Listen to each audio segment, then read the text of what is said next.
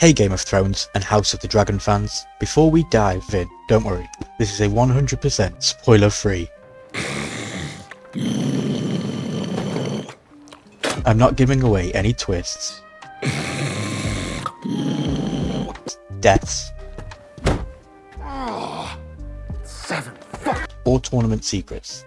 This video is all about the first episode vibe, the characters and the world of A Knight of the Seven Kingdoms. This is a taste test for Westeros without ruining the feast. If you love dragons, noble plots and epic battles, where are my dragons? This show won't overload you. It's quieter, funnier and closer to the people on the ground. But don't mistake quiet for boring. There's charm, chaos and a very tall hedge knight trying to make it in a messy world. The series is a 6-episode long, each running for about 30 to 40 minutes. Perfect if you want a shorter, more digestible Westeros story without committing to hundreds of hours. So A Knight of the Seven Kingdoms is the newest Game of Thrones spin-off, and it's basically Westeros with the camera pointed down instead of at the Iron Throne. Best season ever!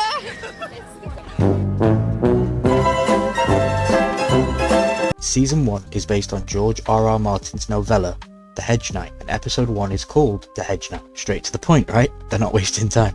If you're coming into this expecting dragons flying overhead, or lords whispering about candlelit tables, relax. This show isn't about kings playing games for the throne. This one is about a hedge knight who is basically a medieval freelancer.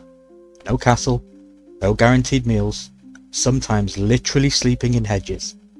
Not glamorous, not shiny, very real. And that tone hits straight away. I wish you didn't die, sir.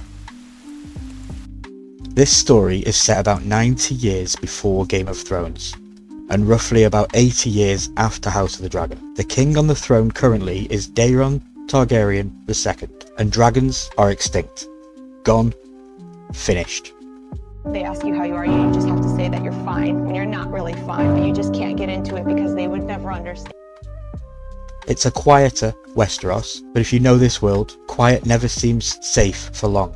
Our main character is Dunk, an orphan from Fleabottom in King's Landing. No parents, no home, just the streets until a travelling knight named Sir Arlen takes him in. Arlen teaches Dunk how to care for horses, clean armour, service on the road. But more importantly, he teaches him what knighthood should mean: honour, courage, protecting the weak. Honestly, that's already put Dunk ahead of most nobles we've seen in this universe.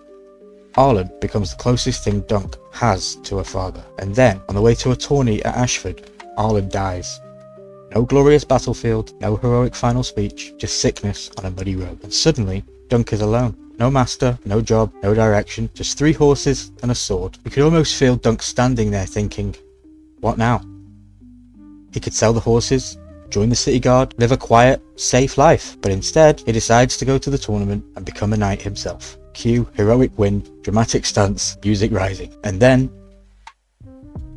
a hard cut to Dunk absolutely destroying a tree with violent diarrhea. And that moment tells you exactly what the show is that you're watching. Heroic fantasy, but sweaty, muddy, awkward, and weirdly charming. Game of Thrones was about thrones and destiny. House of the Dragon was about bloodlines and dragons. A Knight of the Seven Kingdoms is about a guy trying not to starve, and honestly, that feels refreshing. On the road to Ashford, Dunk stops at an inn and meets Egg, a sharp, cheeky kid, clearly bored out of his mind working. Egg wants to adventure. He wants to see knights. He wants something bigger than washing dishes in an empty inn. Dunk tries to say no, because being a hedge knight is tough. Plain food, sleeping outside, getting knocked around for a living. But eventually, he gives in. And just like that, so Duncan the Tall and Egg hit the road together. Their dynamic duo instantly works, like a grumpy old brother and an over-energetic little gremlin. When they reach Ashford, the place is alive. Tents, banners, market stalls, blacksmiths hammering steel, washerwomen hauling buckets, food cooking everywhere, noble knights showing off their colourful house sigils right beside ordinary people just trying to earn a living. And that's something this show does beautifully. It shows Westeros from ground level, not castles, not throne rooms, just everyday life. And Dunk walking through it all like he absolutely does not belong here, but he's committed anyway. there's also a quiet tension sitting under everything. To enter the tournament, you have to be a knight. Dunk says Sir Arlen knighted him before he died, but the story gently nudges you to wonder if that actually happened. And if it didn't, does it even matter? Because Dunk lives by the knight's code more than most title knights ever will. It raises a simple but powerful idea. Maybe being a knight isn't about the ceremony, maybe it's about the choices that you make. Then we meet Lionel Baratheon. Imagine confidence given human form. Loud, proud, charismatic, built like a strong cloud with legs.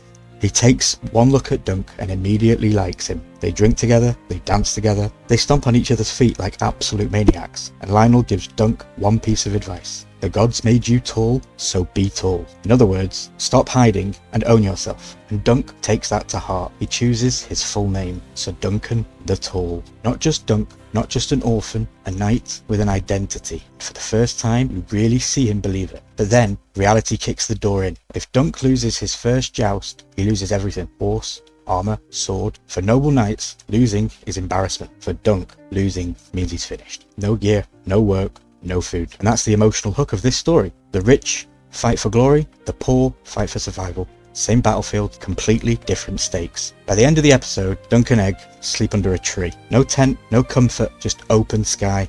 A shooting star passes overhead. The noble knights in their silk tents don't see it, only the hedge knight does. And that quiet little moment tells you what kind of story this is. Not about the powerful, about the overlooked, about the ones trying to build a life from nothing. Now, in terms of adaptation from the book, this show stays very close to George R.R. Martin's original story. Many scenes and lines come straight from the book, but the show adds extra moments to deepen characters and expand the world. Faithful but fresh, which is exactly what this universe needed. So that's it for episode 1 of A Knight of the Seven Kingdoms. Mud, steel, honour, and one very tall man trying not to destroy his entire future in a jousting accident. And honestly, I'm fully on board for this journey. Okay guys, before I go, and I want to know how you felt about this episode down in the comments below, I want to give a massive huge thank you to HBO for the press pass this year in 2026 for all upcoming content on their platform.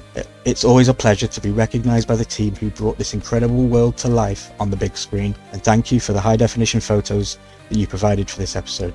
That's always a massive help when creating content like this. As always, my name has been Ryan. Thank you very much for watching. Please consider hitting that like button, subscribe if you haven't already, and as always, see you in the next one.